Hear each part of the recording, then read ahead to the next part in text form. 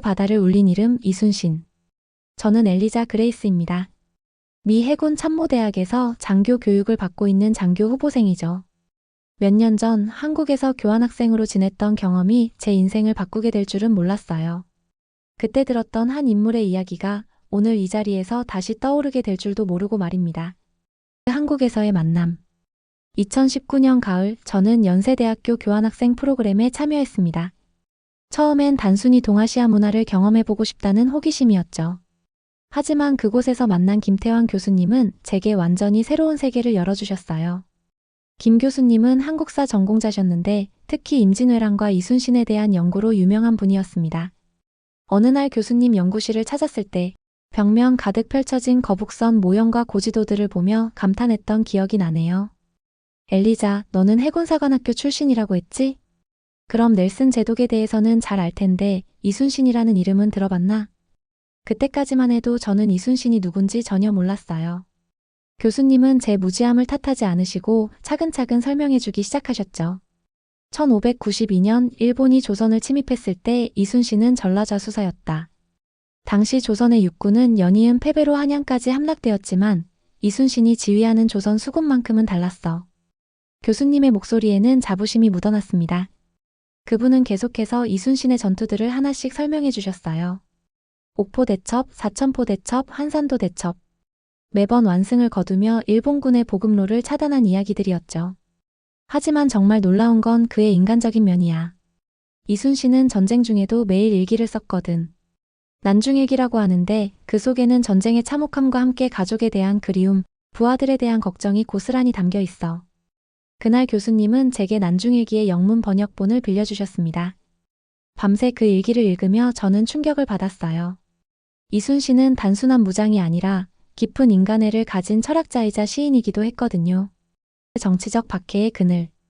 며칠 후 교수님은 이순신의 가장 어둠아물한 시기에 대해 말씀해 주셨습니다.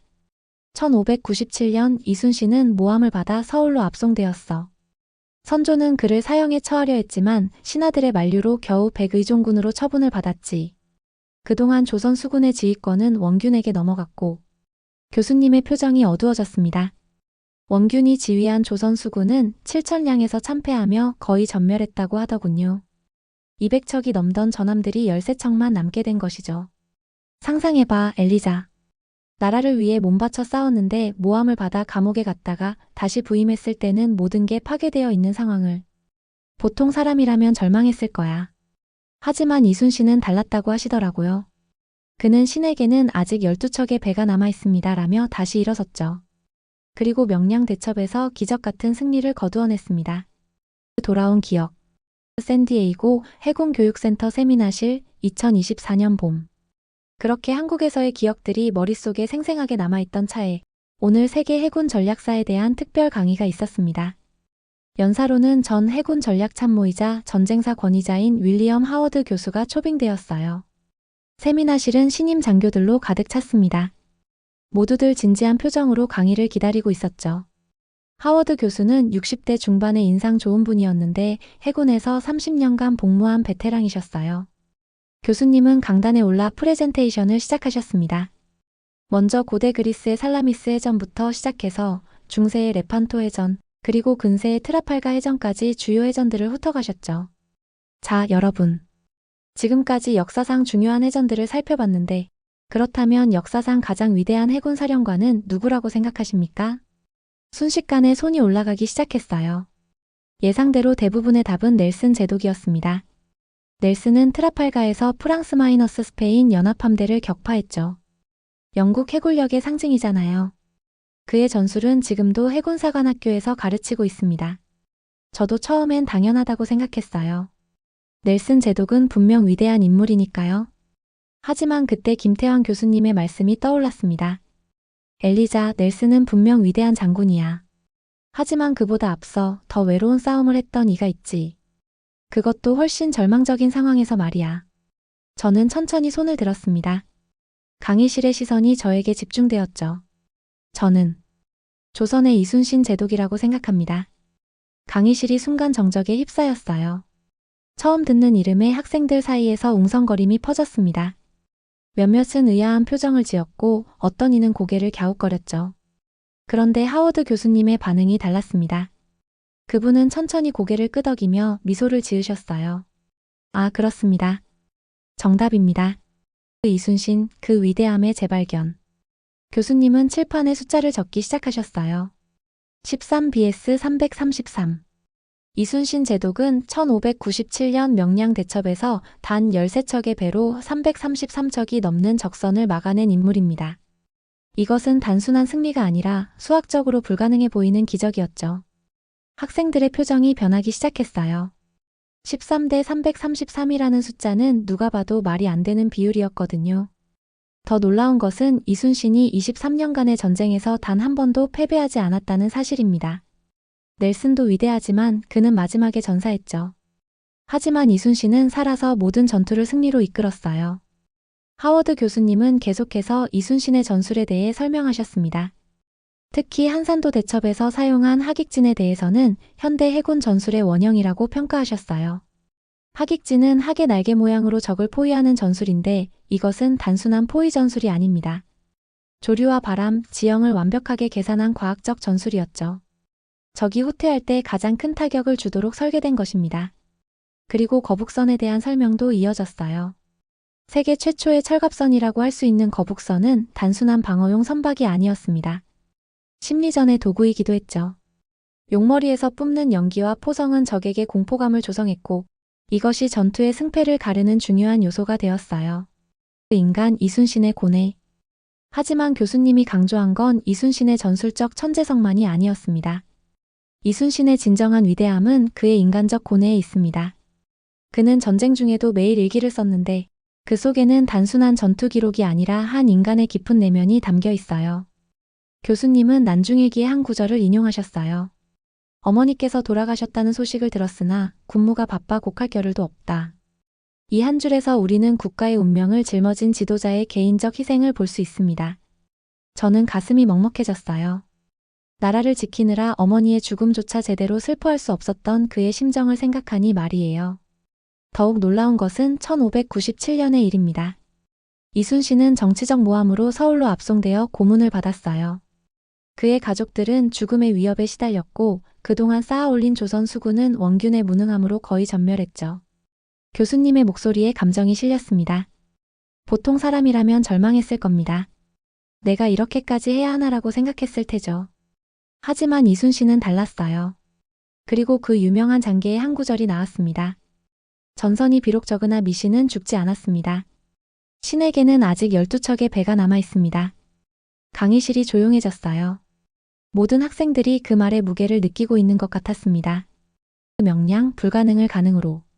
1597년 9월 16일 명량해협에서 역사상 가장 극적인 해전이 벌어졌습니다. 하워드 교수님은 지도를 가리키며 명량해협의 지형을 설명하셨어요. 좁은 해협이었고 조류가 매우 빠른 곳이었죠. 이순신은 이 지형을 완벽하게 이용했습니다. 일본군은 수적 우세를 믿고 좁은 해협으로 몰려들었지만 그것이 오히려 독이 되었어요. 좁은 공간에서는 많은 배가 있어도 동시에 공격할 수 있는 배의 수가 제한되거든요. 그리고 조류의 활용에 대해서도 설명하셨습니다. 이순신은 조류가 바뀌는 시간을 정확히 계산했어요. 처음에는 밀물을 이용해 일본군을 유인하고 썰물로 바뀌는 순간 반격을 가했죠. 일본군은 급작스런 조류 변화에 대응하지 못하고 혼란에 빠졌습니다. 결과는 조선군의 완승이었어요. 일본군은 31척을 잃었고 조선군은 단 한 척도 잃지 않았다고 하더군요. 이 승리로 일본의 수군 전력은 사실상 무력화되었습니다. 육군의 보급로가 차단되면서 일본의 조선 침입 전략 자체가 무너져 버렸죠. 현대적 리더십의 모델. 교수님은 이순신의 리더십에 대해서도 언급하셨어요. 이순신의 리더십에서 우리가 배울 점은 많습니다. 첫째, 그는 항상 부하들과 함께 위험을 감수했어요. 전투에서 늘 선두에 섰죠. 둘째, 그는 공정했습니다. 신분에 관계없이 공을 세운 자에게는 상을, 죄를 지은 자에게는 벌을 주었어요. 특히 인상적인 것은 이순신의 인재 등용이었다고 하시더라고요. 그는 출신 성분에 구애받지 않고 능력 있는 사람들을 등용했습니다. 정훈, 이대원 같은 부장들은 모두 미천한 출신이었지만 이순신은 그들의 능력을 알아보고 중용했어요. 그리고 무엇보다 중요한 것은 그의 도덕적 완결성이었습니다. 권력을 사욕을 위해 쓰지 않았고 국가의 이익을 개인의 이익보다 우선시했죠. 이런 리더십은 현대에도 여전히 유효한 모델입니다. 세계사적 의미. 강의 후반부에는 이순신이 세계사에 미친 영향에 대한 설명이 있었어요. 만약 이순신이 없었다면 어떻게 되었을까요?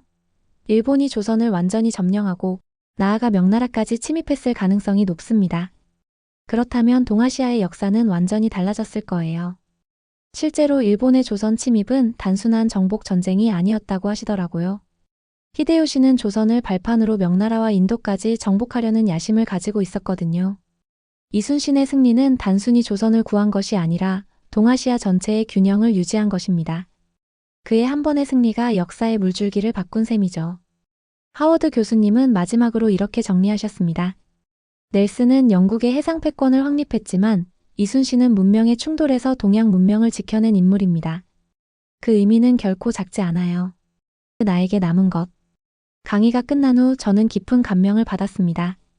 한국에서 들었던 이야기들이 이렇게 미국의 해군사관학교에서 재확인될 줄은 몰랐거든요. 수업 후 하워드 교수님께 다가가서 말씀드렸어요. 교수님, 저는 한국에서 교환학생을 했던 적이 있는데 그때 이순신에 대해 처음 알게 되었습니다. 오늘 강의를 들으니 그분의 위대함을 새롭게 깨닫게 됐어요. 교수님은 웃으시며 답하셨습니다. 엘리자, 우리 서구 세계는 때때로 편견에 사로잡혀 동양의 위대한 인물들을 간과하는 경우가 있어요. 하지만 진정한 리더십과 전략적 천재성은 동서양을 가리지 않죠. 이순신은 분명 세계사적 인물입니다.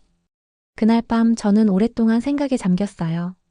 우리는 흔히 넬슨, 나폴레옹 같은 서구의 인물들만 위대하다고 생각하는 경향이 있습니다. 하지만 세계는 넓고 역사는 깊어요. 우리가 모르는 위대한 인물들이 얼마나 많을까요? 이순신 장군은 제게 리더란 무엇인가를 다시 생각하게 만든 존재입니다. 절망적인 상황에서도 포기하지 않는 의지, 사사로운 이익보다 공익을 우선시하는 도덕성, 그리고 부하들과 함께 위험을 감수하는 용기. 이런 것들이야말로 진정한 리더의 덕목이 아닐까요? 앞으로 해군 장교가 된다면 저는 이순신 장군의 정신을 본받고 싶습니다. 바다는 넓고 역사는 깊습니다. 그리고 어떤 이름들은 더 많은 이들에게 알려져야 한다고 생각해요. 감동 K 바다를 울린 이름 이순신. 구독과 좋아요 그리고 알림 설정 부탁드립니다. 감사합니다.